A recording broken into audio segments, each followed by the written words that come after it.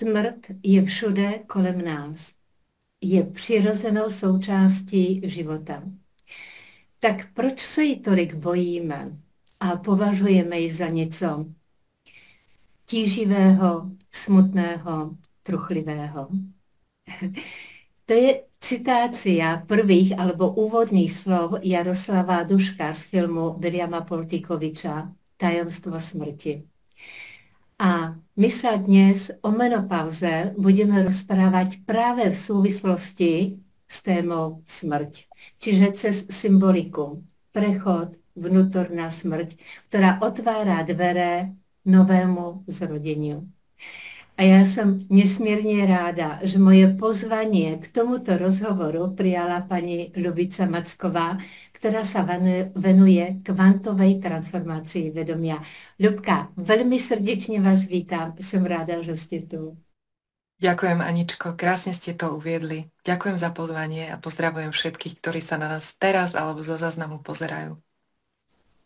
Ja sa volám Anna Bartošová, som sprievodkyňa žien vedomou menopauzou a práve s veľkým potešením vítam vás, milé ženy, ktoré sa pozeráte teraz naživo a samozrejme i vás, ktoré sa pozeráte zo záznamu.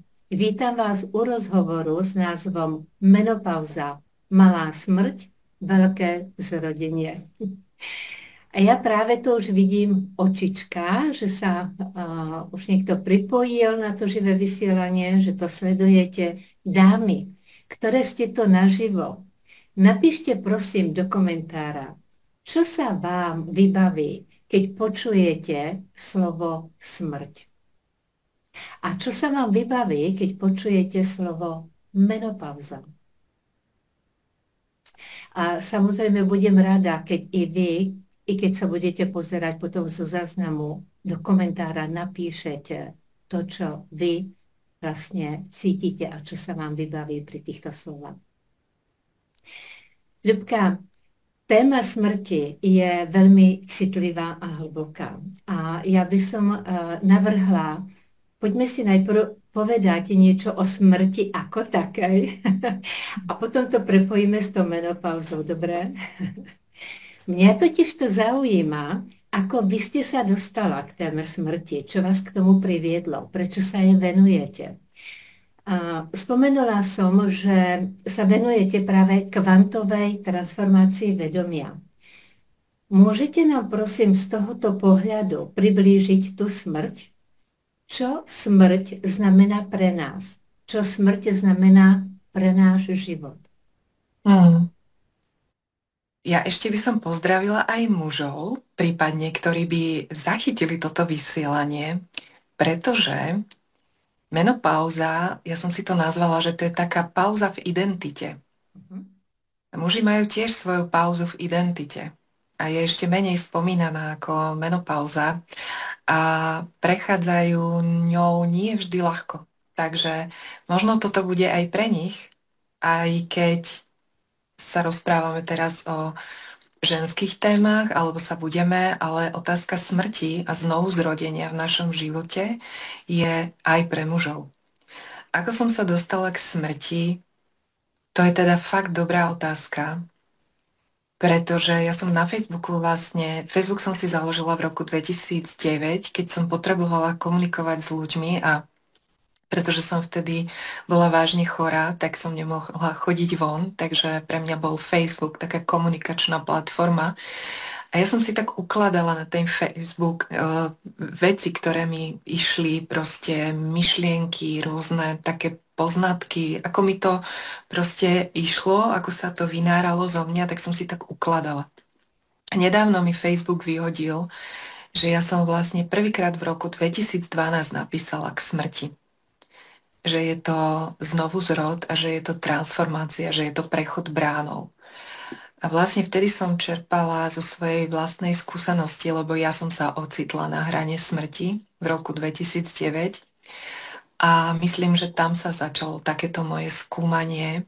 Keď sme na hrane, tak sa nám preskladáva celý život a musíme sa dotýkať tém, ktoré nám prídu možno aj nepatričné, lebo sme ešte veľmi mladí, ale jednoducho, keď je tá téma pred nami, tak sa jej musíme dotknúť a niekedy nestačí len tak po povrchu, pretože keď sme na tej hrane, tak jednoducho musíme do tej témy vojsť.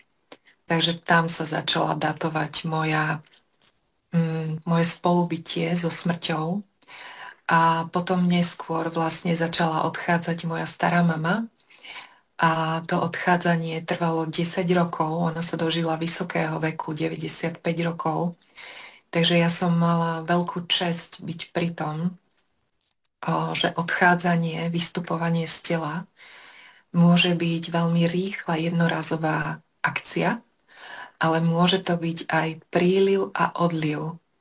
Príliv a odliv života a príliv a odliv bytosti premeny, ktorú voláme smrť. Takže tam niekde vlastne začalo moje také volanie, že sa mám tej téme venovať a dozrievala som v tej téme skutočne 10 rokov, kým som otvorila prvý online program, ktorý teraz už beží tretí alebo štvrtý krát. Takže ja cítim veľký rešpekt k tejto téme a aj úctu. A preto až keď som cítila, že dozrelo, že naozaj môžem a mám čo k tomu povedať, tak som ten program otvorila. Je príjma, Ľubka, že ste spomenula i mužov. A musím povedať, že na ne nezapomínam a nezabudám. Naopak myslím na ne v tom slova smyslu, že ja už som tiež zachytila i práve na Facebooku v komentároch pod mojimi príspevkami, že i muži na to reagujú a pýtajú sa, že a ako my môžeme podporiť ženy.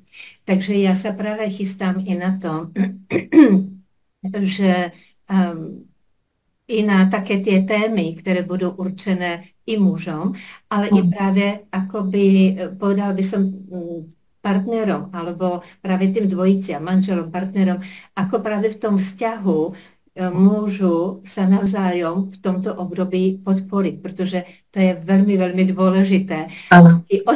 I od toho, ako sa vzájomne podporia v tom vzťahu, tak potom i tá žena, i ten muž prežívajú, ako by sa odvádza tá kvalita prežívania tohto obdobia. Takže to je veľmi, veľmi dôležité. No a určite i smrť ako taká. Ja by som povedala, Ľubka, že i z toho, čo ste hovorila, že ja považujem za veľmi dôležité, ako ďaleko si vlastne pripúšťame to, že sme v kontakte s tou smrťou a ako vôbec o nej hovoríme. A ja tiež, keď si spomeniem treba na svoje detstvo, tak my sme vyrástali v rodinnom dome ako s rodičmi môjho otca, kde som ako dieťa vlastne zažila smrť deda a babičky a tak, a na druhej strane sa tam rodili deti. Takže ja to beriem tak ako prirodzenú súčasť toho života, i to rodenie, ten nový život, i tu smrť, i to zomieranie. Ale musím povedať, že som sa stretla i s tým, a nie je to nejaký ojedinelý prípad, že sa hlavne treba s deťom tají smrť treba z tých starých rodičov, že treba rok po smrti ešte to dieťa vlastne nevedelo, že ten deda zomrel, pretože vlastne nevedeli, ako mu to povedať.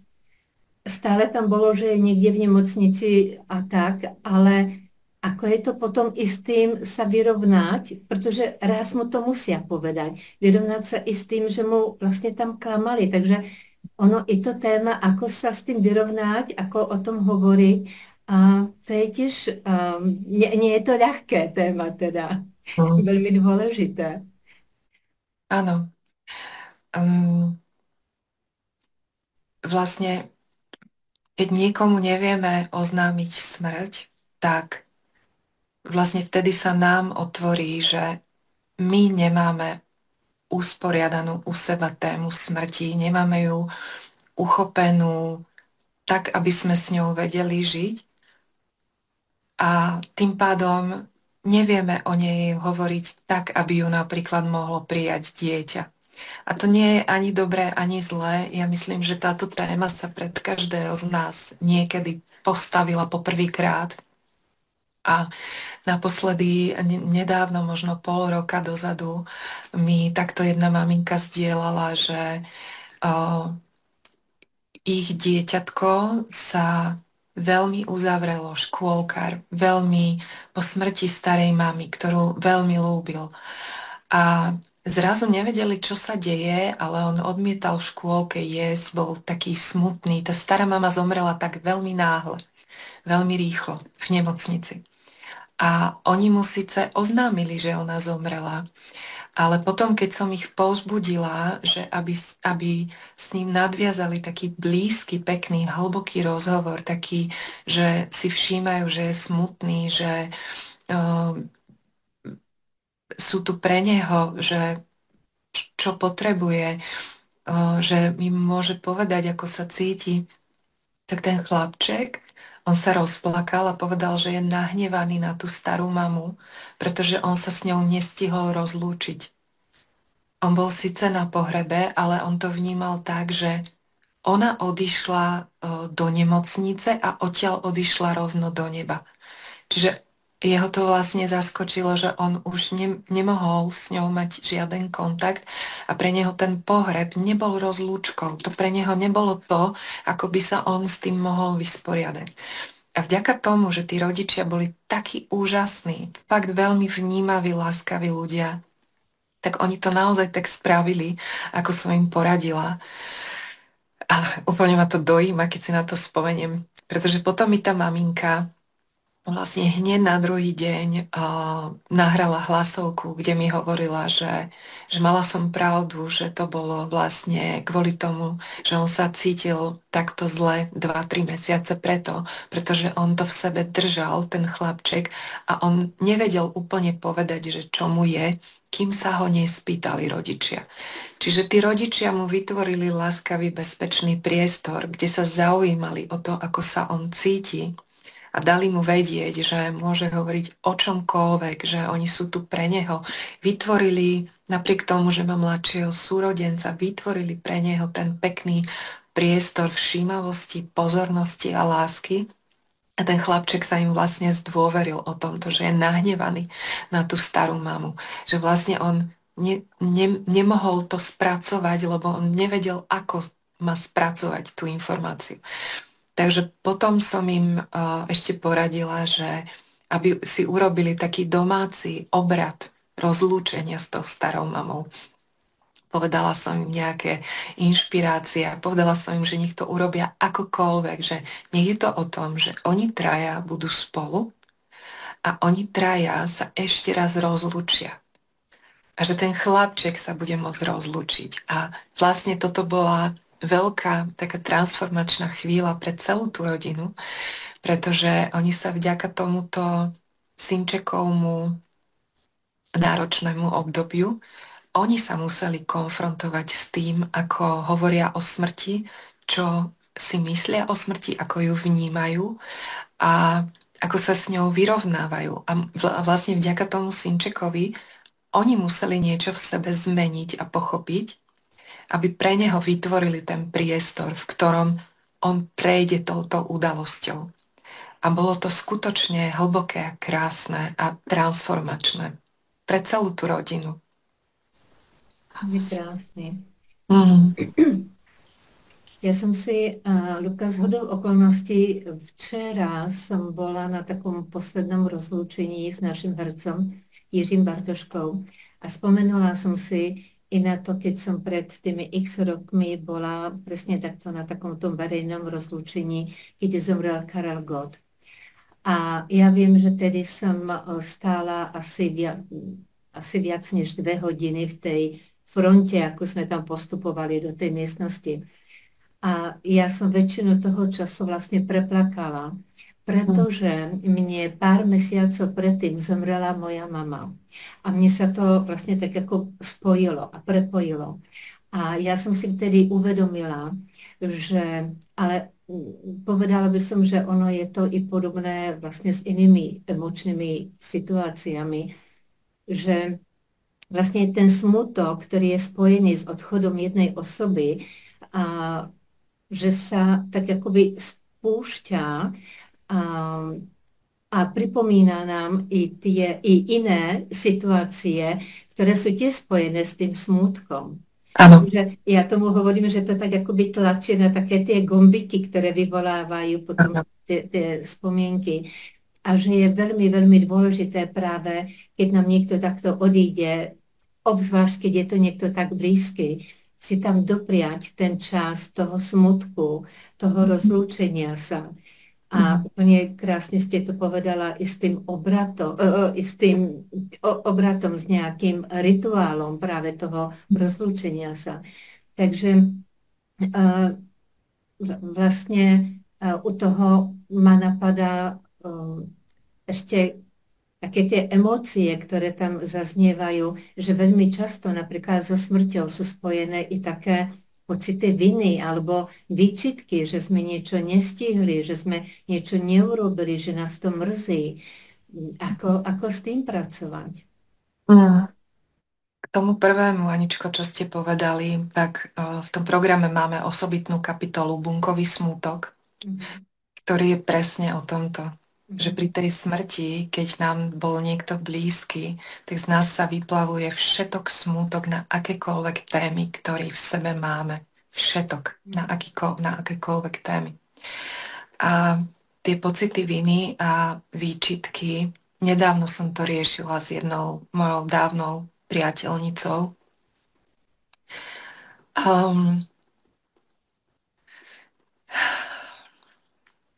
Jedna cesta je, že všetci tí, ktorí napríklad teraz pozerajú tento rozhovor, alebo akýkoľvek iný o živote a smrti, tak už si vlastne môžu uvedomovať, že môžu sa správať, hovoriť a konať tak a žiť tak, aby nikdy nič nelutovali v živote. Ja to napríklad takto mám. Ja naozaj vážim slova, čo komu poviem. A nie je to z priestoru kontroly, alebo seba kontroly, alebo seba potláčania, ale z priestoru vedomia. Aby som nemusela lutovať nejakú vetu, slovo alebo skutok. Naozaj to tak mám už dlhý čas. Takže to je jedna cesta. Práve preto, aby sme nemuseli lutovať. To je jedna cesta. A druhá cesta je, a to som aj tej priateľnici vlastne nahrávala do veľmi dlhej hlasovky, že keď už ten drahý človek vystúpi z tela a my pod vplyvom tejto transformačnej udalosti, že človek opustí telo a stane sa znova energiou, a to je to, ako ja vnímam smrť na kvantovej úrovni, tak pokiaľ v nás začnú vyvstávať výčitky, nesplnené sľuby, pocity viny, tak to má dve roviny významov. Prvá rovina je, že od tohto momentu, ako si ja začnem uvedomovať, čo všetko som mohla a nespravila som, čo všetko som nepovedala.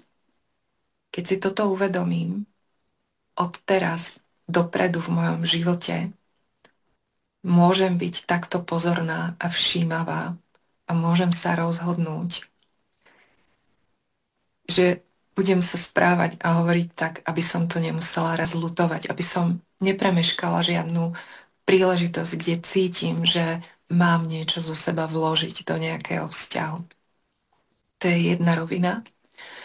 A druhá rovina, ja vždy klientom hovorím, keď prídu s touto témou, že oni to môžu opraviť aj ex post. Aj keď ten človek vystúpi z toho tela. Pretože keď on zostáva energiou, tak tá energia tu proste je. V tomto zmysle je naozaj smrť vyzlečenie pyžama, vyzlečenie fyzického tela. Ale tá energia, ten duch, ten spirit, on sa proste nemôže stratiť.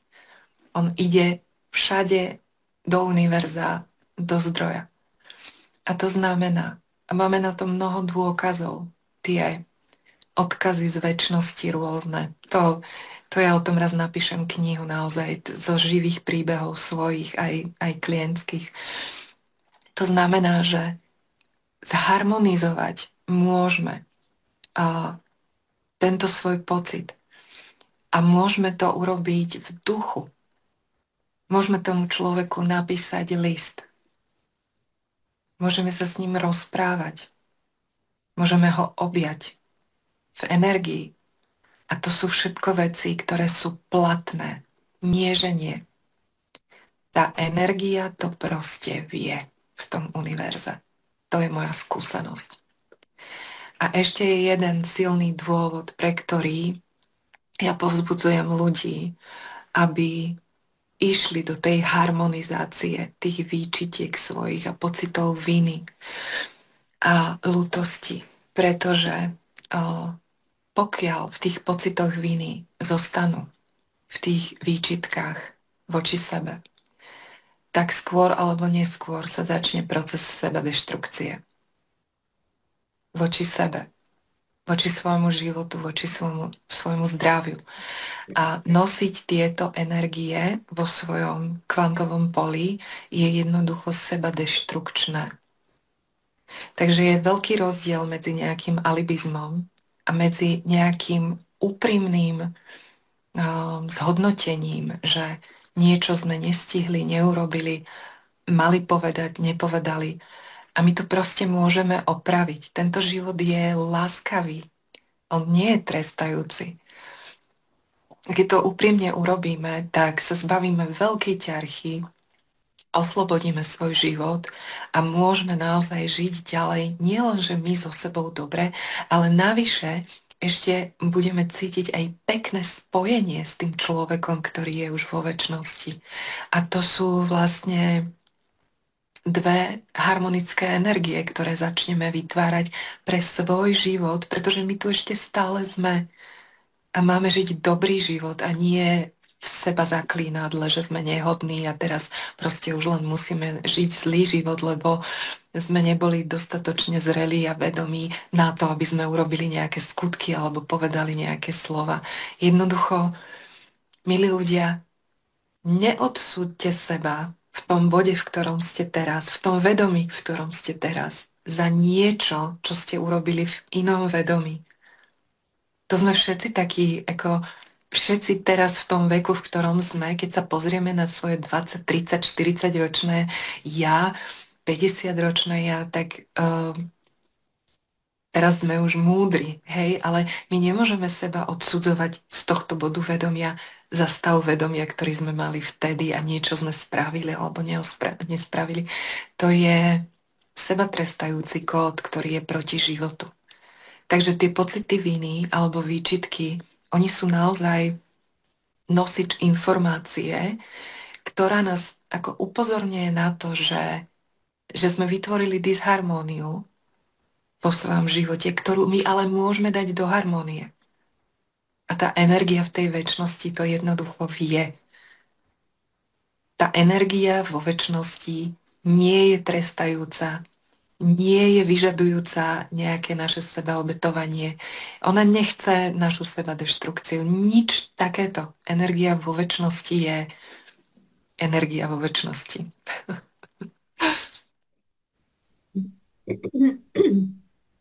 Ľubka, mňa ale u toho ešte napadlo i úplne mi vyskočila na mysle taká spomienka, taká situácia. Ja som pred x rokmi si robila kurz regresnej terapie pre terapeuty a preberali sme tam tiež samozrejme to téma a hovorili sme tam i o tom, že sa stáva, že koľkokrát keď napríklad máme veľmi blízkeho a treba i dlhšiu dobu, že je chorý, nemocný, ale my nechceme toho človeka pustiť preč, že sa stále jako doslova i modlíme za to, aby tu ešte bol, aby neodchádzal, ale že koľkokrát je to A teraz neviem, aby som to nepovedala nejak tvrdo, ale koľkokrát je to i akoby z našeho toho ega, že my sa bojíme ako tu zostať sami a že nedoprajeme vlastne tomu človeku a tej jej duši akoby odísť, keď už chce odísť.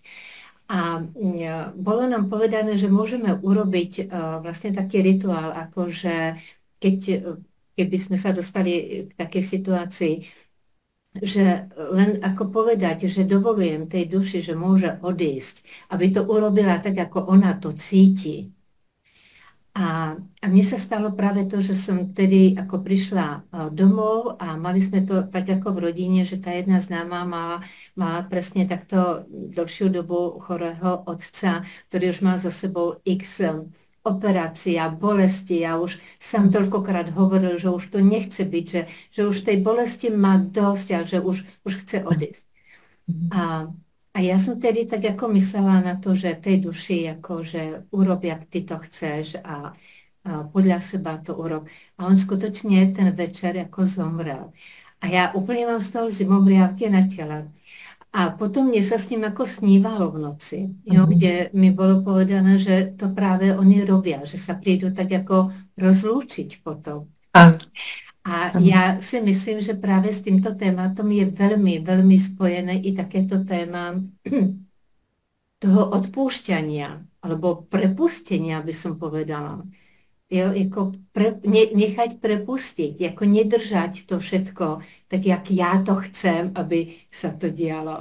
Ako vy sa na to pozeráte? no, to je skutočná láska.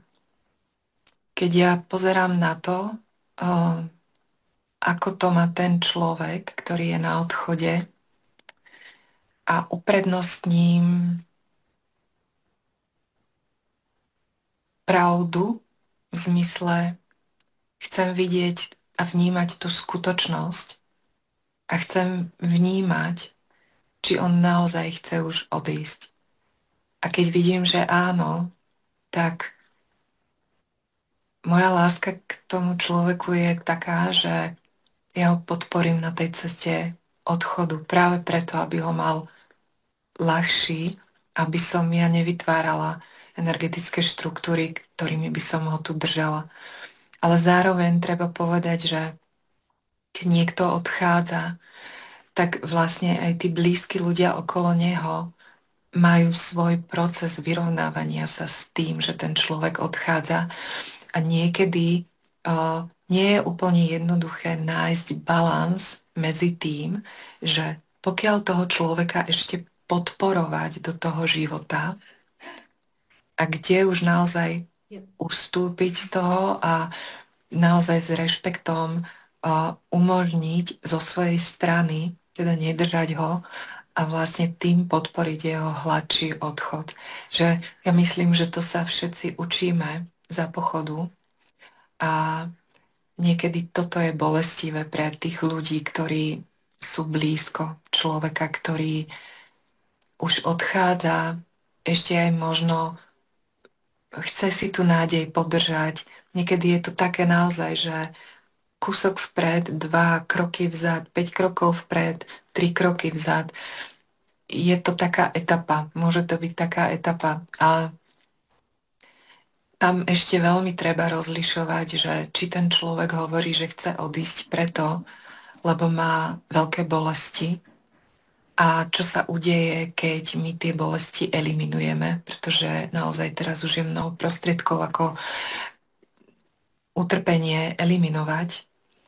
A kedy on už naozaj chce odísť preto, lebo cíti, že je jeho čas. A na túto tému mám tak ako silný proste zážitok z posledného mesiaca, kedy maminka začala hovoriť dcére dospelej, že cíti, že tu už dlho nebude. Že sa jej sníva s otcom, ktorý už je vo večnosti s predkami.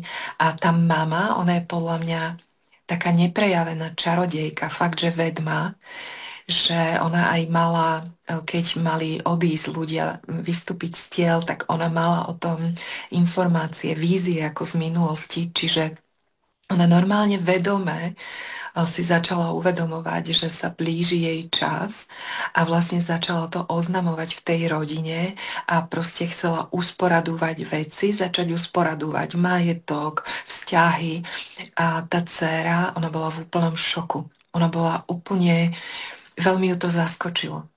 A vlastne tam sa začala u tej céry nová cesta pohľadu na smrť, pretože sa to pred ňu takto postavilo a vlastne musela sa s tým konfrontovať, že musela začať znova skúmať, že čo to tá smrť je, prečo ona má strach z toho, že tá mama odíde. A tak sme to spolu prechádzali a bol to fascinujúci proces. A vlastne tá mama ešte zatiaľ žije, pretože to je niekedy tak, že my aj keď vnímame, že už sa blíži čas nášho odchodu, to tiež môže byť v prílivových a odlivových vlnách a to môže byť ten odchod zajtra, ale on môže byť aj o 10 rokov. To proste tá bytosť premení, ona tak príde, dotkne sa a potom zase odíde. A vlastne my, keď ju zachytíme, tak začneme byť pozorní k tomu svojmu životu. Takže tá mama ešte zatiaľ žije, ale čo sa stalo medzi nimi, bolo, že sa prelomila taká stena, ktorá medzi nimi vlastne takmer celý život bola. A ja som tú mladú ženu podporila v tom, aby ona prejavila, ako sa cíti, že nemusí byť dospelá a nemusí byť teraz hneď s tým vysporiadaná, ale že proste, aby sa prejavila ako dcéra tej mamy, že má strach a že ju to zasiahlo. A vlastne, keď si ona toto dovolila, že nebyť za každú cenu silná, tak tá mama ju po dlhých rokoch prvýkrát objala. Čiže tá vlastne toto je tak niečo úžasné, že vlastne smrť môže byť, alebo blízkosť smrti môže byť katalizátorom našich vzťahov. Že dovtedy sme zabetónovaní v tých svojich hrantíkoch, ako nejaký vzťah máme usporiadaný alebo neusporiadaný a nevylezieme odtiaľ. Ale vlastne tá blízkosť tej smrti môže byť katalizátorom toho, že vlastne nastane blízkosť medzi tými dvomi ľuďmi. Tak pre mňa ako pre sprievodcu to bolo a je taký veľmi ako fascinujúci, silný a krásny príbeh, ako sa vďaka blízkosti smrti môže začať zmena vo vzťahu. A já jsem si zase v souvislosti s tím, Ľubka vzpomenula i na to, zase opět na ten kurz, o kterém jsem vzpomínala, že nám tam těž hovorila Milá, že také skvelé doporučenie pre ľudí. Koľkokrát ľudia chcejú zomrieť, tak ako vy ste hovorila, že zase rozlišovať, kto ako chce zomrieť, alebo už ako nadišiel čas a tak, alebo je tam tá bolesť, alebo niekto chce odísť, že proste už je to tak, proste tých starostí má toľko, že sa nevie z toho nejak vyhrabať a hovorí si, no už aby som tu radšej nebol a už proste chcem mať s tým pokoj. A najlepšie také doporučenie pre neho je dobré. No tak keď chceš skončiť, tak si urob poriadok v tých svojich veciach, aby to za teba nerobili tí ostatní. A on keď si začne robiť poriadok v tých veciach a začne to rozmotávať a dávať to do poriadku, tak naraz sa to všetko tak ako urovná a zharmonizuje. A to je zrejme i tá vlna, o ktorej vy hovoríte, jo? Že príde tá vlna a teraz už chcem skončiť, už toho mám dosť. A potom naraz si uvedomí, keď si to tam rozpletie a urovná, že ale veď to nie je až tak zlé, veď to ešte nie je ten čas, aby som ako odišiel, veď ešte tu mám čo robiť, ešte mám čo predať alebo ukázať a tak tomu svetu. Takže je to veľmi zaujímavé. A práve i s tou blízkosťou tej smrti vlastne ja tu mám pripravené ešte jednu takú citáciu, Ľubka, si dovolím, tiež z filmu Williama Poltikoviča, z takého dokumentu Dotyk z druhého brehu, v ktorom zaznelo to, že nemôžeme dúfať v pokojnú smrť, Pokiaľ boli naše životy plné násilia, alebo pokiaľ bola naša myseľ väčšinu vzrušovaná emóciami, ako je hnev, lipnutie či strach. Takže pokiaľ chceme zomrieť dobre, musíme sa naučiť, ako dobre žiť. A pokiaľ dúfame v pokojnú smrť, tak musíme vo svojej mysli i vo svojom spôsobe života pestovať mier. A ja si s najväčším rešpektom a pokorou dovolím tam dodať i lásku. No, pestovať mier a lásku. A, a vlastne tá moja otázka na vás v tomto smyslu, a prečo som to pripravila, bolo z toho dôvodu, že dosť často, keď hovorím s ľuďmi na téma stárnutie a smrť, tak počujem tam, že ale ja sa vlastne ani tak nebojím toho stárnutia a tej smrti, ale bojím sa toho spôsobu, Mm. ako budem prežívať to stárnutie a tú smrť. A väčšinou si prajeme tú pokojnú smrť. Takže to ma zaujalo práve v tej súvislosti, tá pokojná smrť, čo si prajeme a tá pokojná smrť, ako to zaznelo v tom dokumente. A tak tá moja otázka na vás, Ľubka, je, že ako sa dá vôbec pripraviť na smrť? Jo? Či sa dá vôbec pripraviť a ako? A práve, že vlastne keď si uvedomíme takú konfrontáciu s tou vlastnou smrteľnosťou, že to môže zmeniť i ten náš pohľad na tú smrť, pretože sa práve hovorí, že koľkokrát práve tá smrť nás učí žiť. Takže to v tej súvislosti krásne ten pohľad na tú smrť práve nás dostane do toho života. Mm. No, okolo smrti je vlastne veľa presvedčení a veľa úhlov pohľadu. Napríklad poznám aj ľudí, ktorí hovoria, že ten, kto sa zaoberá smrťou, do nej kráča. Akože vedome do nej, akože si ju priťahuje. Čo je zaujímavý prístup. Možno aj niečo na tom bude, neviem. V každom prípade uh, úplne rezonujem s tým, že dobre žiť a neudržiavať vo svojom poli zbytočné nenávisti, závisti, agresivity.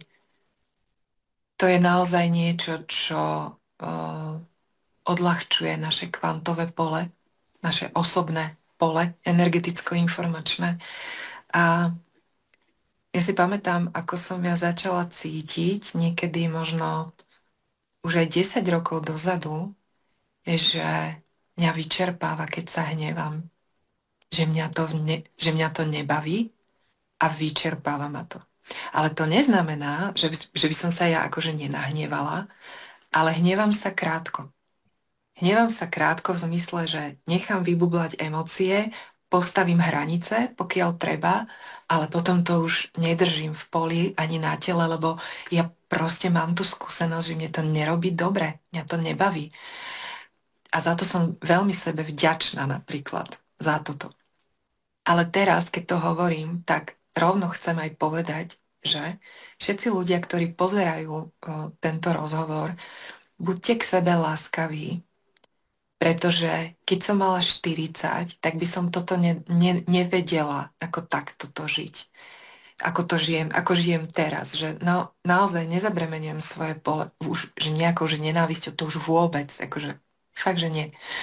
Alebo nejakými závisťami, alebo nejakými takýto vecami. Pre mňa sú to, pre moje telo a moje pole sú to ťažké energie, ktoré ja proste neunášam. Preto to ako, keď niečo príde, tak pochopím tú podstatu toho a pustím to preč. Ale chcem povedať, že tí ľudia, ktorí sú napríklad mladší teraz od nás a pozerajú to a teraz začnú mať tú ambíciu, že aha, že tak ja by som sa nemal hnevať, alebo bože môj, tak ja som zlý človek, lebo cítim nenávisť, tak ja budem ťažko umierať. Že prosím vás, takto si to neprepájajte, lebo to je podľa mňa aj otázka dozrievania. Pretože tá menopauzová časť našich životov, alebo andropauzová, je proste o tom, že My potrebujeme začať inak zaobchádzať so svojou energiou. Proste niečo sa mení. Je to malá smrť, skutočne. A my tú malú smrť v podstate zažívame celý život, lenže my si to neuvedomujeme, kým je veľmi zjavné, že ideme z detstva do mladosti, z mladosti do rozpuku a rozkvetu. Aj tam sa dejú malé smrte. Keď idú deti do puberty. Chaos, bordel, panika. Hej? Potom, keď ideme do rodenia detí. Chaos, bordel, panika. Najprv hormóny, krížom, krážom, emočne, krížom, krážom. Kým sa zladíme s tým bábätkom, žena je pri pôrode na hrane smrti. Čiže to je ďalšia malá smrť. A my si tieto malé smrte a ďalšou malou smrťou je perimenopauza, čiže predzvesť menopauzy a menopauza a potom klimaktérium. A my si to začneme vlastne uvedomovať až vtedy, keď to začneme cítiť na tom tele.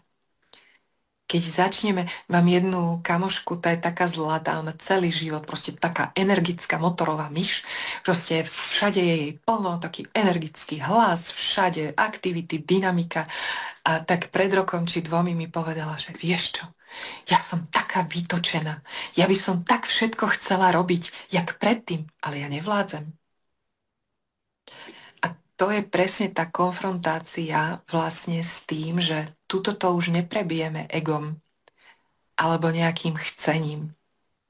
Že my proste v tejto malej smrti sa rodí veľké zrodenie tým, že my ideme do väčšej láskavosti k sebe a do prijatia.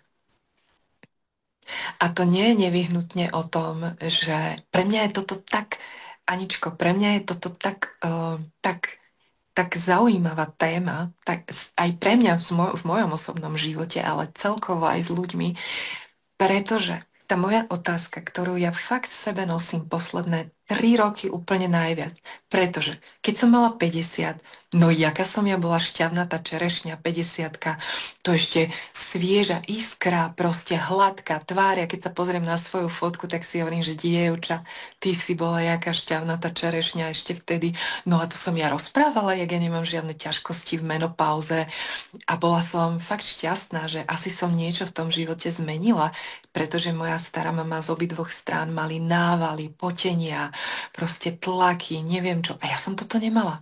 Čiže okrem straty menštruácie ja som nemala našťastie žiadne takéto príznaky a fakt som za to bola veľmi vďačná. Lenže 2 roky dozadu sa mi začala meniť postava.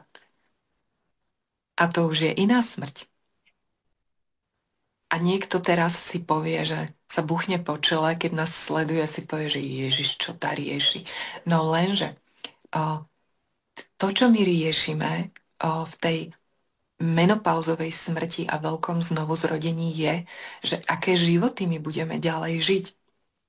Pretože napríklad žena, ktorá je v stabilnom dlhodobom vzťahu, pravdepodobne, keď majú pekný vzťah s mužom, tak si povedia, že no miláčik, už nám není nám už 20 let, tak ty máš brúško, ja mám väčší zadok, alebo celulitidu, alebo neviem čo, proste vrásky a tak si to môj zlatý ako spolu užijeme až do tej staroby.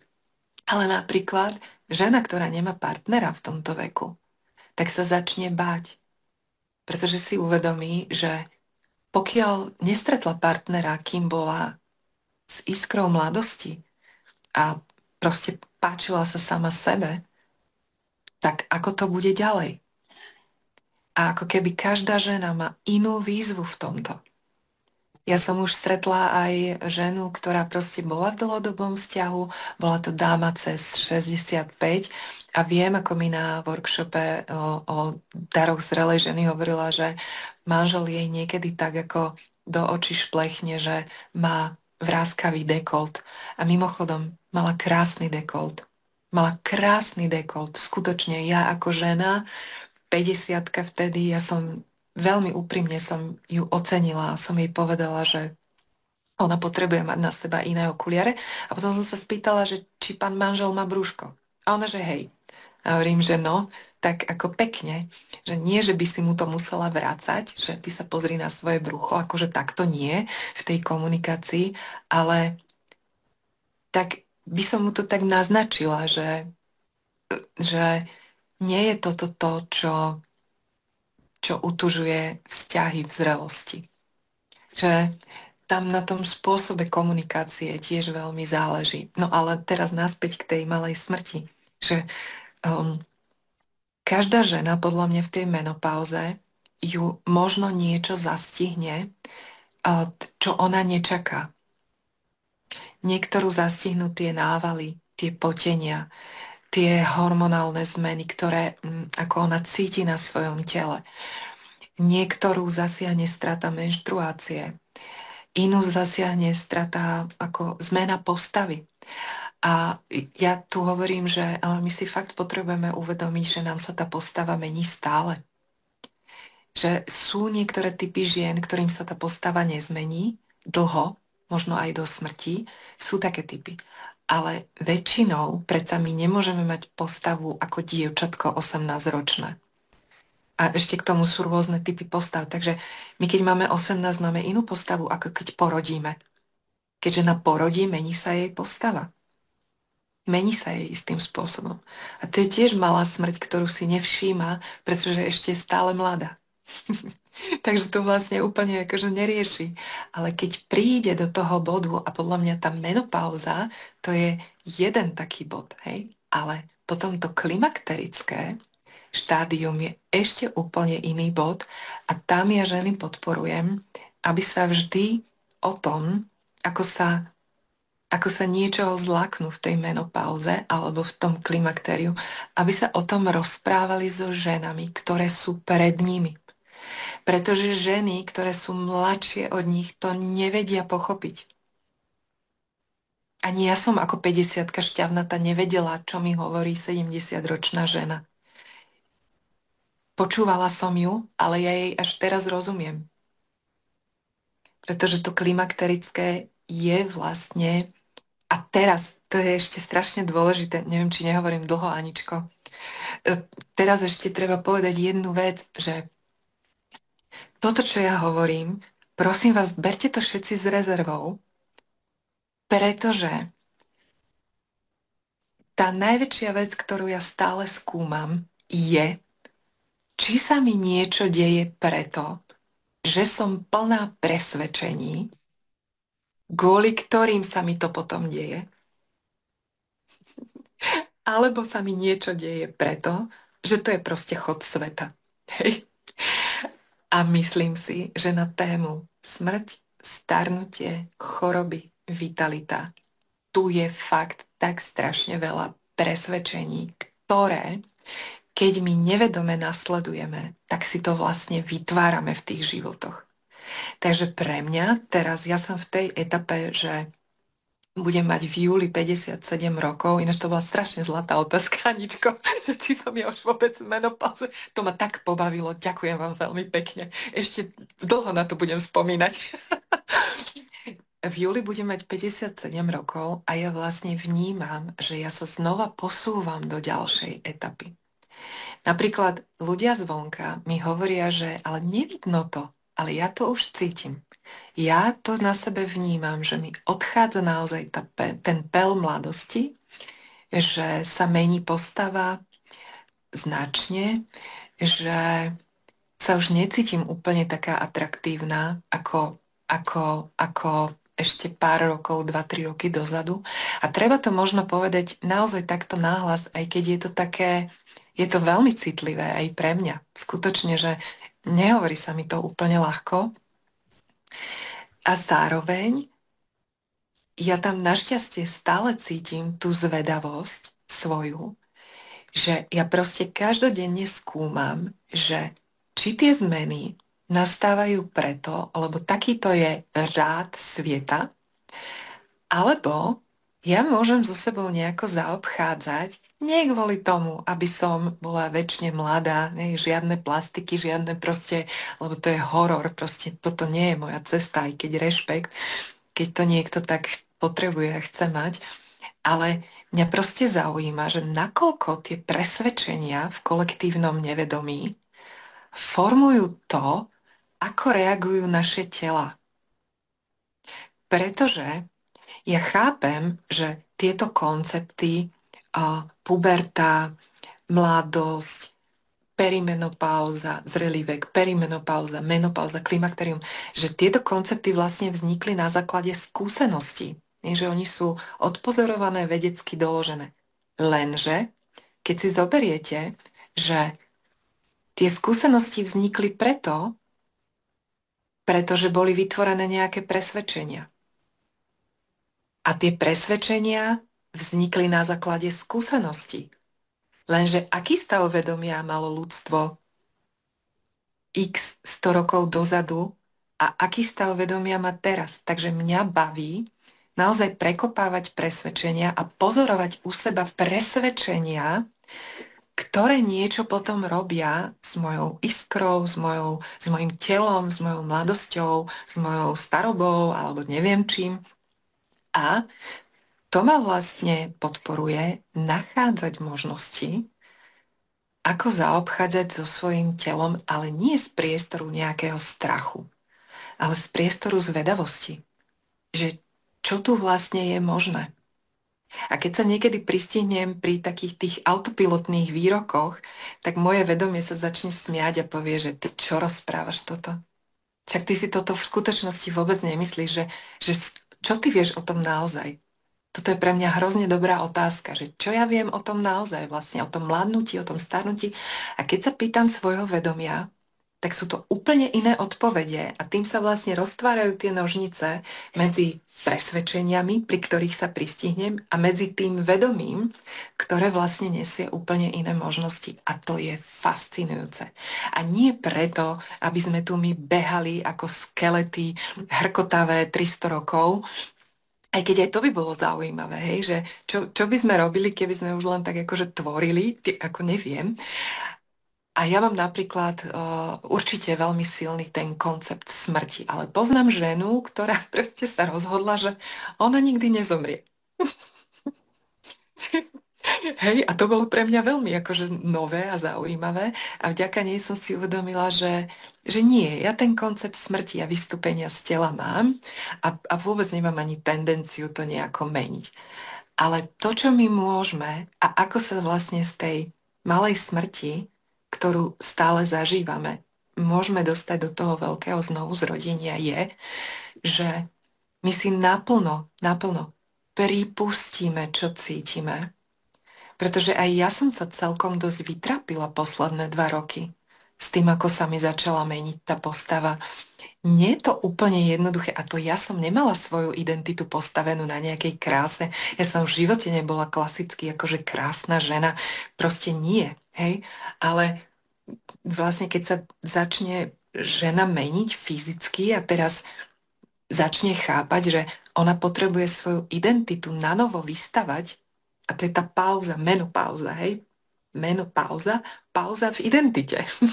Hej, že my na novo vlastne vystaviame identitu svoju. A ona už nie je postavená na mladosti, na tej mladickej iskre, na tom takom tom, čo mladí ľudia ani nedoceňujú. Včera som mala na konzultácii jednu 20-ku, nádhernú modelku, nádhernú. No ona sa cíti úplne akože úplne inak, ako by sme ju my videli. A my by sme jej povedali, že zlatinko, teraz si taká nádherná, užívaj si to. Ale to tiež vieme povedať až z prízmy týchto skúseností. Takže vlastne rozprávajme sa so ženami, ktoré sú pred nami a neprijímajme presvedčenia, kde my cítime vo vedomí, že veci môžu byť inak. Ja som napríklad so svojím telom začala komunikovať úplne inak a som zvedavá, že ako sa moje telo bude tváriť a čo bude robiť, pretože dávam mu otázky každý deň. Ešte sa úplne každý deň podľa toho nesprávam, ale mám tam našliapnuté. A znova, keď niekto pozerá a si povie, že Bože, to čo to rozpráva? Že ja vôbec ja nič takéto neriešim. Milá žena, blahoželám ti, užívaj si to, užívaj si to. Užívaj si to, je to dar a neposudzuj iné ženy. Ľudka, úplně krásně, nádherně jste to povedala. A já si myslím, tam bylo toľko vecí, u kterých jsem se jako chytala a hovorím, to je tak nádherné, keď o tom hovoríte, například i o těch presvedčeniach. Jo, to je skutečně velmi zajímavé se nad tím zamyslet. I třeba z toho důvodu, jak jste hovorila, i ta naša budoucnost, protože my vlastně vychádzame i z toho, ako sa chovala moja mama a babička. A vlastne ono sa to i hovorí. Vlastne lekár vám doporučí. Chceš vedieť, kedy budeš mať menopauzu? Opýtaj sa svojej mamy a babičky. Ale my vieme, že tie geny, že tie nie sú až prostě ta účinnost tam je až tak vysoká, jako sa svojho času, kedy prostě udávalo, že ta dědičnost a ty geny mají tak velký vplyv. To je jedna věc. Druhá věc je tiež, keď sa pozrieme, že v iných krajinách okolo nás ty ženy prežívají trošku jinak tu menopauzu, protože tam zase mají jiné presvedčení o té menopauze. Takže to je tiež nádherné. A veľmi sa mi páčilo i to, ako hovoríte o tej identite, protože tak ako jste spomínala, že máte ten program na téma smrť a tak já jsem těž připravila nějaké programy na téma právě menopauza. A mám vytvorené také 10 menopauzy a vytvorila jsem 5 základných kľúčov pilierov menopauzy a hneď ta prvá je identita, jo, kterou považujem za velmi, velmi důležitou. Takže úplně nádherně a krásně. A já bych chcela len ještě povedať, Ľubka, keď ste hovorili, jak sa mení to tělo a to úplně s vami souhlasím, to prostě jsem se len usmívala. A i to, ako hovoríte, že ja som teda ešte o niekoľko rokov staršia, takže presne i to, jak vnímam, že ešte pred pár rokmi to bolo tak jako fajn a v pohodě a teraz už skutečně to vnímáte, že sa to tam mení, že to je inak a pracujete s tým. Ale podľa mňa veľmi, veľmi dôležité je právě taky ten otvorený přístup. A to, proč sa venujem tomu tématu menopauzy, proč to otvárám, tak to je přesně i kvůli tomu, kvůli tým presvedčeniam, které tu fungují, že ta menopauza nemusí být ten strašák a že to nemusí být ten koniec a že to nemusí prostě len být také, že je menopauza, no to už je koniec, to už jsem stará, alebo kolikrát mi ženy reagují, prosím tě, vůbec o menopauze jako nehovor. Jo, já se ještě necítím na menopauzu, ale pritom ona už je dávno po menopauze. Len prostě, jak máme jakoby v těch našich představách a to presvedčení, že ta menopauza to je konec mladosti a konec té plodnosti a vlastně to už je také příprava na tu smrť, tak vlastně my se k tomu nechceme nějak přiznávat. Nějak nechceme si jako přiznat, že teda ta menopauza se týká i mě. A proto já si myslím, že dost veľa žien, alespoň prostě, čo mi vyplývá z těch rozhovorů, je, že obecně by som povedala, že u nás, a presne vy ste to, Ľubka, spomenula, že my riešime veci, až keď už sa nás priamo dotýkajú. My tu nie sme veľmi zvykli na nejakú prevenciu, protože na to nemáme čas. Takže ženy sa nezaujímajú o menopauzu, protože to je ešte ďaleko, to sa mňa ešte netýka.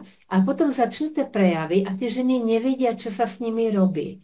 Koľkokrát sa stretávame s tým, že protože tam například také ty prejavy jsou i úbytok to libido, ta snížená chuť, ten sexuální apetit, alebo se můžou zhoršit nějaké ty zdravotné prejavy, gynekologické, urologické a ty ženy naraz sú z toho až vyděšené a hovoria, ja som asi nějaká chorá, alebo čo sa mi to děje, ale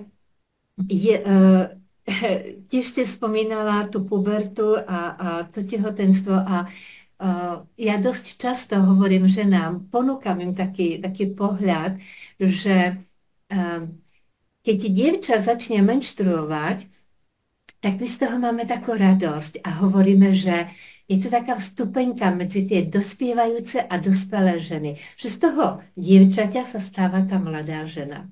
Keď žena otehotnie, tak my máme takú radosť z toho nového života, i z toho naplneného. A zase tá žena sa vlastne akoby mení z tej ženy v tú matku.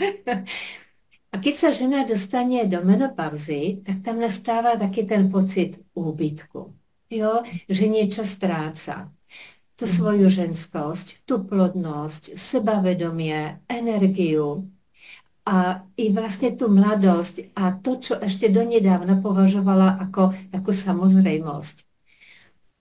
Faktom je, a to sa mi veľmi páči, hovoriť o tom, že skutočne nám tá jedna fáza života, tá plodnosť skutočne končí. Že tou menopauzou žena skutočne akoby prestáva mať, alebo nemá už tú schopnosť plodiť a rodiť deti. Ale ja, jak sa snažím o ten pozitívny pohľad, tak hovorím, že nám, no ale nikto ti nebráni v tom, že môžeš plodiť nejaké nové projekty. Že teraz si môžeš začať plniť nejaké svoje sny, začať malovať a vydáš knihu a začneš cestovať. A treba si, proste si plniť tie svoje sny, ku ktorým si sa predtým ako nedostala. Jo, keď si išla ten každodenný rutinný život, jo, práca, rodina a tak ďalej, tak koľkokrát ženy, pretože kde majú brať ten čas, tak to berú z toho, že nemám čas sama na seba, pretože sa musím starať o všetkých a všetko okolo. Takže, takže to mi prišlo veľmi také zaujímavé v tejto súvislosti, ako poznamenať, že vlastne faktom je, že tam niečo končí, ale súčasne by sme mali i byť otvorené tomu, že tak ako sa hovorí, keď sa zatvoria jedné dvere, tak sa druhé otvoria, že mali by sme byť akoby i schopné a ochotné vidieť i to, že niečo nového môže začínať. I keď už to bude s tým zmeneným telom napríklad, jo, že už sú tam tie kila naviac, že už som pomalšia, že potrebujem viacej času si odpočinúť.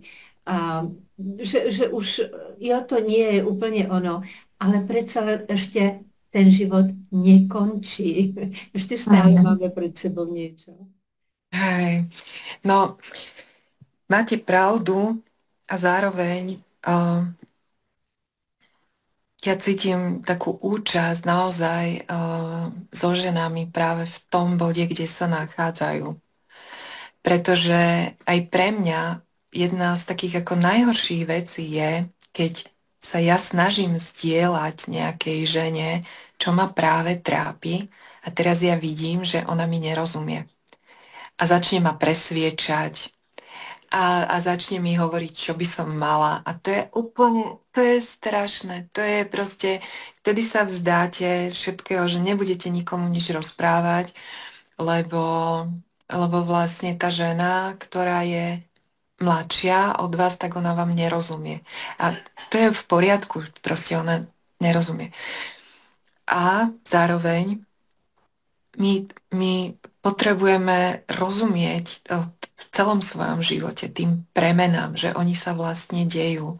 A že aj to, čo ste spomínali s tou plodivosťou, že vlastne my ju transformujeme, už nie, že rodíme dieťa, ale že ju transformujeme do tvorivosti nejakého iného druhu. Lenže, než sa žena k tomuto dostane, tak ona si potrebuje napravdu priznať, ako sa cíti. Pretože to, ako sa cíti, napríklad, že má strach z toho starnutia, že má strach z tých prejavov, že má strach, že sa jej kazí zdravie, že má strach stratiť tú mladosť, tak to sú vlastne tie pocity toho smútku, aj tej rozlady. To sú vlastne pocity, ktorými sa s niečím lúčime. A to sa nedá preskočiť. My nedokážeme preskočiť do tej transformačnej tvorivosti, že jasné, ideme však tvoriť projekty a takéto, lebo to je z hlavy. Ale čo s tými pocitmi, ktoré naozaj tá žena má? Takže je veľmi hlbokým znakom sesterstva ženského byť s tou ženou v tých pocitoch, ktoré ona má, nepresviečať ju.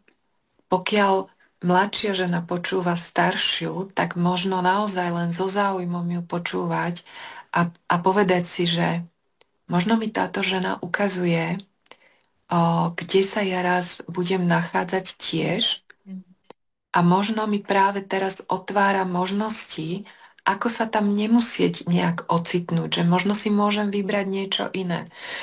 Nesúdiť tie ženy, ktoré cítia tieto smútky, rozlady, ale fakt s účasťou a s takou empatiou, hlavne ak sme to aj my prešli, tak ponúknuť tým mladším ženám a zároveň prijímať všetky tie krásne komplimenty, ktoré dostávame ešte aj od tých mladších, aj od starších, aj proste pretože rozpoznáme, ktoré sú tie úprimné a ozajstné. A to znamená iba jednu vec. Zvonka stále je vnímaná tá energia, ktorou vlastne sme. Aj keď sa ona transformuje a mení, keď si vezmete, vy máte v Česku Bohdalku, národný poklad, u nás to bola Marina Královičová. Ja som ju nikdy ako herečku nemala nejak v obľúbe, ani som ju nepozorovala, ani nič. Ale čím bola staršia, tým viac som normálne s obdivom k nej vzhliadala, pretože to nebolo o tom, akú má ona postavu, alebo tvár, alebo niečo, ale o tej jej energii. O tej energii. A to nemusí byť každá žena takáto energická, ako bola Marína, alebo ako je pani Bohdalová, ale to môže byť energia lásky, energia citu, energia empatie. Proste akákoľvek energia, do ktorej tá žena dozrie a podporuje jej bytie. A my naozaj nemôžeme preskočiť svoje pocity a ísť do toho bodu transformácie skôr, než tie pocity si naozaj nedovolíme, nepriznáme, nepríjmeme ich. A vlastne až keď ich príjmeme, že áno, teraz je to takto. A to sú tiež obdobia chaosu. Rovnako ako v puberte. Rovnako ako po narodení dieťatka. To sú obdobia proste chaosu. Či tá perimenopauza, alebo menopauza, alebo klimakterium. Pretože začíname novú etapu, odchádzame z tej starej a teraz chvíľu nevieme, čo sa deje. Len vieme, že nám není úplne dobré, že niečo sa mení a my to nevieme chytiť. Takže ja mám fakt, že veľkú účasť k nám a mám rada takéto sesterstvo. Jedna dáma, ktorá je mladšia odo mňa, tuším o 10 rokov, tak tá je tak zlatá, že ona mi povedala, že vieš čo, ja neviem, čo ty prežívaš, ale aspoň ti podržím ten priestor. A to bolo dojemné pre mňa. A hej, že ma nesúdila, počúvala ma a bola v tom so mnou, keď ma trápilo, že proste čo sa mení a proste tak. Takže ja som tiež teraz vlastne v etape, kedy nanovo sa mi preskladáva energia, vnímam to, cítim to a zároveň ja som si už pre seba našla nesmierne láskavé postupy, to sú telesné procesy, kde si dávame veľmi korektný, krásny dotyk pre tela, veľmi opatrujúci, starostlivý, ktorý neskutočne vyživuje tela. Ja viem, je to Access Bars, že? Není sú to barsy. Nie, není sú to barsy. Práve som sa stala facilitátorom týchto telesných procesov. To sú telesné procesy. No, ale to sú telesné procesy. To je viac ako 60 telesných procesov, ktoré proste keď to telo dostáva a mám to zažité opakovane, tak to telo ožíva. To je, a je to jemné, láskavé. My potrebujeme veľa prijímať, pretože ako ženy veľa vydávame, pretože je to naša prírodzenosť vydávať, veľa starať sa, tak ako ste aj vyspomínali. Takže vlastne privádzam ľudí naspäť k tomu, že žena, ty si uvedomuješ, že pre teba je samozrejme dávať, ale že potrebuješ prijímať. A tieto telesné procesy sú pre mňa zatiaľ to najkrajšie a najlaskavejšie, čo som objavila. A som za to veľmi vďačná, lebo moje telo na to reaguje úplne fascinovanie, potešenie a radostne. Takže to je to, kadiaľ ja teraz idem. A našťastie je mnoho ciest a to je super, pretože nech si ktokoľvek vyberie čokoľvek, len nech je s tým šťastnejší, než bol predtým. Nech mu je lepšie proste. A to tak mužom ako ženám, lebo skutočne aj muži tú andropauzu, ku mne chodia aj muži klienti, takže riešime to. A riešia to so mnou ako so ženou, pretože sa im to ťažko priznáva pred iným mužom, čo je tiež zaujímavé. To je tiež veľmi zaujímavé. Je to veľká téma a je krásne starnúť spolu alebo žiť spolu v zrelosti. Dokonca možno aj toto slovičko starnúť by som dala preč. A možno by som ho tam aj nechala. No a čo? Žiť spolu zrelosť, no. A v tej blízkosti neoddelovať sa, lebo neviem, Aničko, ako vy máte skúsenosť, ale vlastne v týchto obdobiach menopauzy, klimakteria, andropauzy dochádza často k oddeleniu muža a ženy v páre. Oni sú za stenou, každý toho svojho, tej veľkej zmeny, tej veľkej premeny. Tak ako sa to niekedy stáva aj pri narodení detí. Aj pri narodení detí sa to stáva párom, ale tu sa to stáva tiež a to je veľká škoda. Takže ja mám tendenciu tú stenu podporovať ľudí, aby tie steny na túto tému dali preč. Ja som práve chcela na to navázať tým, že podľa mňa veľmi podporujem práve i účasť ako v komunitách žien, kde môžu zdieľať. A tomu môžem povedať v tej izolácii vlastne, alebo to oddelovanie, ja som to vlastne nazvala, ja som to v jednom svojom webinári nazvala ako také úskalie, 3 úskalia, kde ženy prichádzajú o energiu. Ale je to, to prvé úskalie, ja som pomenovala izoláciu. A pretože ženy vlastne i tým, že nevedia, čo sa s nimi robí častokrát a nevedia sa s tým nejak vysporiadať a komunikovať so svojím okolím, to, čo vlastne... Pretože zase, keby som len odskočila jednou vetičkou, pravdou je, že každá žena si tou menopauzou alebo tým celým obdobím, tým prechodom, prechádza svojím individuálnym spôsobom. A i lekárske statistiky hovoria, že napríklad 30% žien nemá žiadne nejaké negatívne prejavy. Proste prestane menštruovať, tak ako vy ste spomenula, a proste ide ďalej. Ale tých 70% žien tam prežíva viacej či menej rôznej intenzite i tie sprievodné prejavy, to potenie, návaly, tú podráždenosť, zhoršenie, tie zdravotné problémy a tak ďalej. A tá žena sa začne ako izolovať, sťahovať. A toto ja vidím ako veľmi, veľmi tam vidím ten veľký výkričník, pretože mám tú skúsenosť, že od tej izolácie je skutočne už len taký malý krôčik. No, ja som pracovala na súde, v justícii a mám skúsenosť s tým, jak tí ľudia, jak sa začali izolovať, tak už potom bol len krôčik k tomu, že prestali vlastne akoby žiť, ovládať ten svoj život a len sa im potom stanovoval opatrovník a tak ďalej, pretože tam už proste nebola tá schopnosť toho normálneho života. Takže ja toto veľmi, veľmi dávam na to veľký dôraz, že neizolovať sa, tá komunita, poďte ako komunikovať, nebuďte na to sama. Naučte sa komunikovať i v rodine, s partnerom, aby ste sa navzájom podporili a tak ďalej. Takže, Dobka, ďakujem za tie slova, pretože sú fakt úžasné. Ale ja pozerám na čas, ktorý nám... No lebo to sú také témy, Tu by sa to by sme dalo aj hovoriť pol dňa by sme mohli a byť. hovoriť. No. Tak necháme si ešte niečo na niekedy inokedy na ďalší rozhovor. Tak poďme, Ľubka, ja vás poprosím ešte teda na záver o nejaké posolstvo práve s ohľadom na tú menopauzu. Čo by ste odovzdala ženám? Čo by ste Mm. doporučila?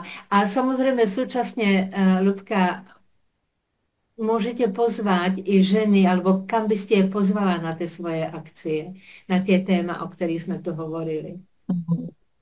Aničko, ja sa vám chcem poďakovať, lebo naše spoluštrikovanie je vždy úžasné pre mňa. Ja ani neviem, ako proste uplynul ten čas. Skutočne veľmi si to vážim, lebo to je parádne a moc si prajem pre poslucháčov a divákov, aby toto podporilo ich životy. Ja ani neviem, či ja mám nejaké oprávnenie, proste nejaké posolstva tu ako dávať.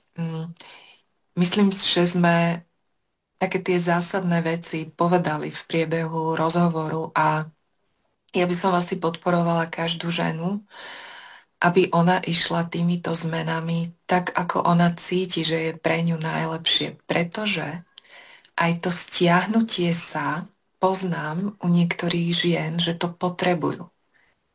Že oni potrebujú ako viac ústranie v istej etape.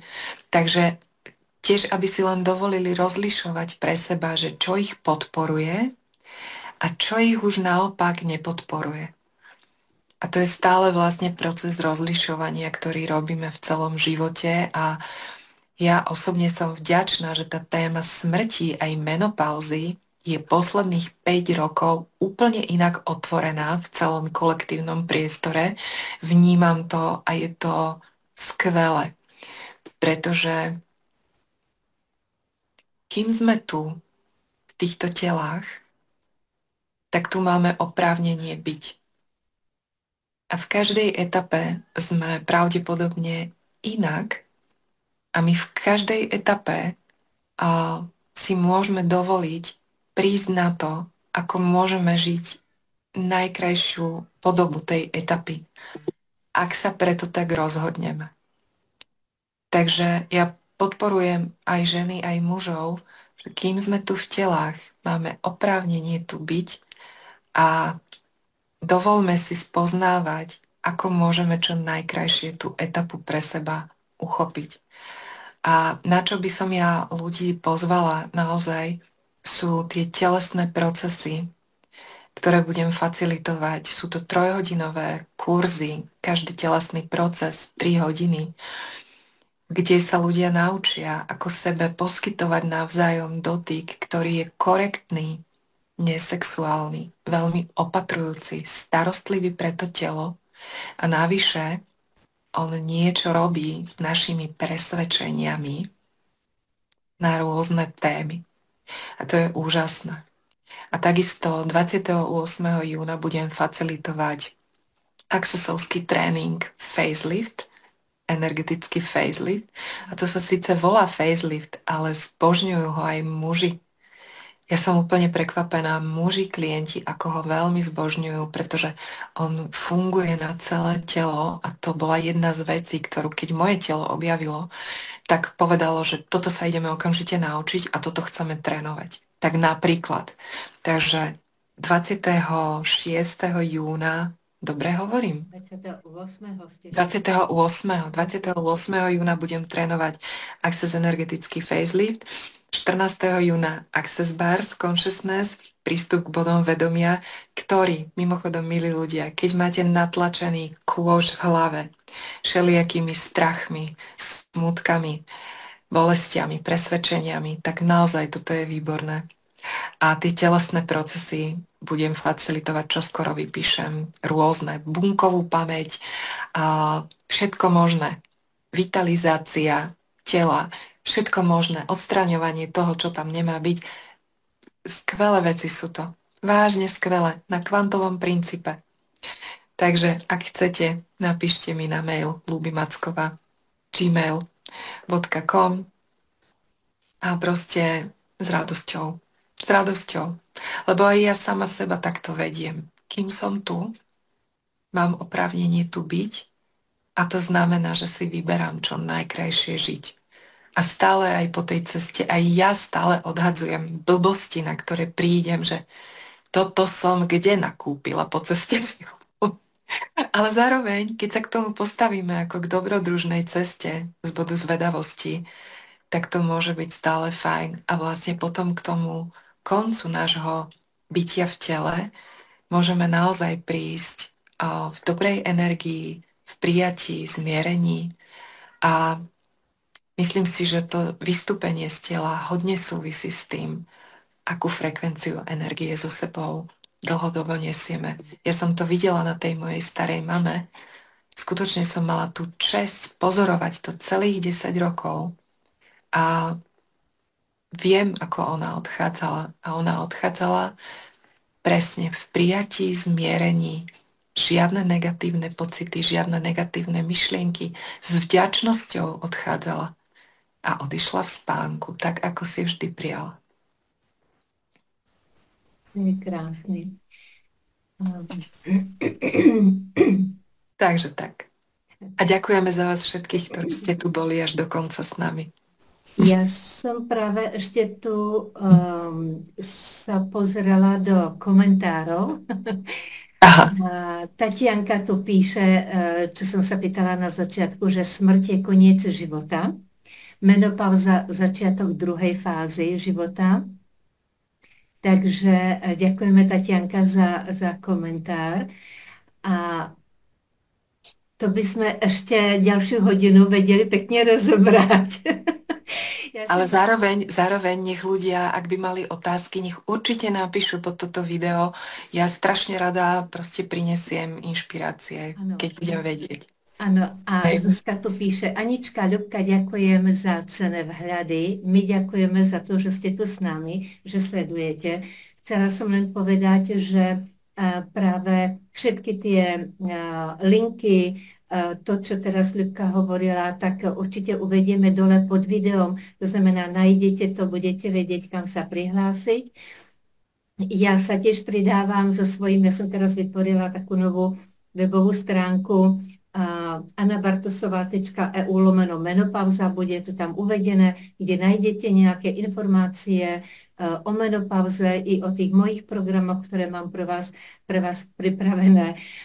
Samozrejme, budem veľmi rada, keď dáte like a nejaký komentár pod video a odber YouTube kanálu, aby ste neprišli i o ďalšie rozhovory, treba na téma menopauza, alebo i na téma smrť, ktorú si dáme zase ešte s Ľubkou nejaké pokračovanie. Ľubka, tam je ešte toľko témat.